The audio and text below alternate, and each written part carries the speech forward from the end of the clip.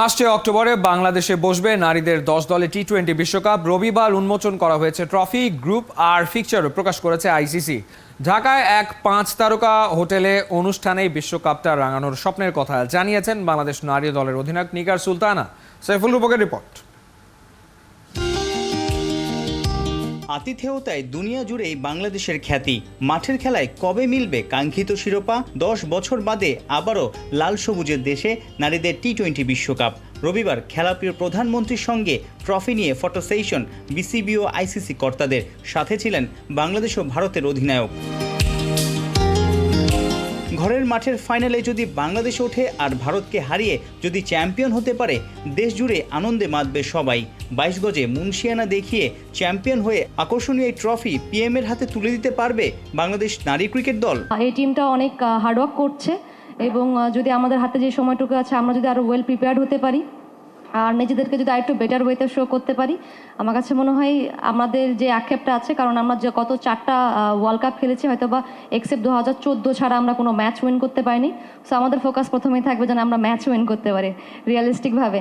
এবং অবশ্যই সবার যদি সাপোর্ট দেওয়া এবং সবাই যদি আমাদের বেস্টটা ট্রাই করি, অবশ্যই আমাদের বিশ্বকাপ বাংলাদেশটা আমরা হয়তো বা ইনশাল্লাহ রঙিন করে রাখতে পারি। প্রধানমন্ত্রীর সঙ্গে সাক্ষাৎ শেষে রাজধানীর এক 5 তারকা হোটেলে আইসিসি প্রকাশ করেছে টুর্নামেন্টের গ্রুপ আর ফিক্সচার। বাংলাদেশ বি গ্রুপে লড়াইটা হবে শক্তিশালী England, South Africa, West Indies ও বাছাই টপকে আসা দলের সঙ্গে। উঠতি নারীদের ক্রিকেটে আকৃষ্ট করতে মাঠের খেলায় দারুণ কিছু করতে মুখিয়ে বাংলার অধিনায়ক নিগার সুলতানা। দেশে বিশ্বকাপ হওয়াতে কিন্তু আমাদের যে উইমেন ক্রিকেটের প্রমোটের যে অনেক কিছু থাকতো না, যে বাংলাদেশে উইমেন ক্রিকেট এভাবে প্রমোট হচ্ছে না। বিসিবি অনেক ট্রাই করে যাচ্ছে আমাদেরকে প্রমোট করার জন্য, যেন আমাদের গ্রোটা আরও জলদি হয়।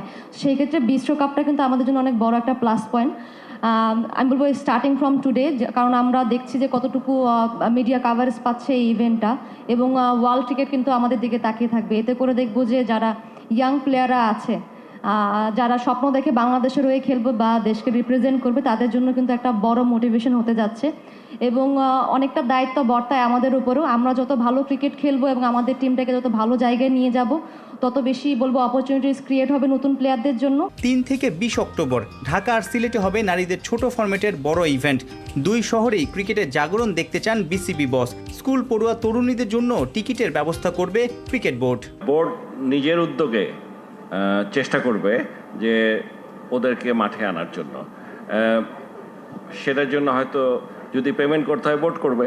পসিবল যতগুলো ভেন্যু ছিল ওনারা দেখে বোধহয় মনে করেছে এই দুটো হলেই এই টুর্নামেন্টের জন্য সবচেয়ে ভালো হয়। এখানটা তো শুধু আমাদের ব্যাপার না, এখানে আইসিসিও আছে, আমাদের বোর্ডও আছে।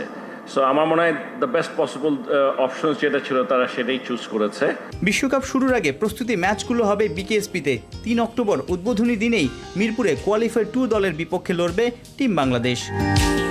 সাইফুল রূপক, 71।